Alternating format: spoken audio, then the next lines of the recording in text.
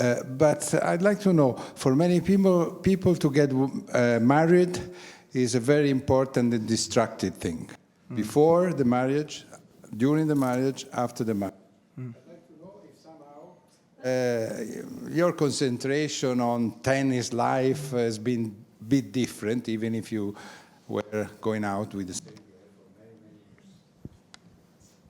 years. Honestly, are you asking me this? Yeah.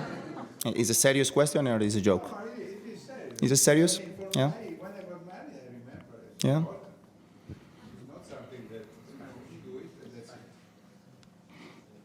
it. Okay.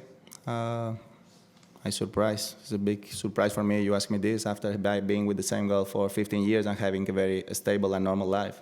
Doesn't matter if you put a ring on your finger or not.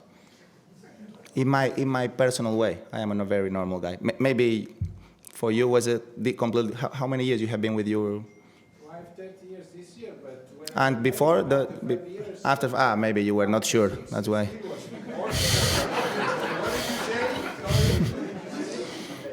Okay. Okay, we move to Spanish because that's bullshit. Thank you very much.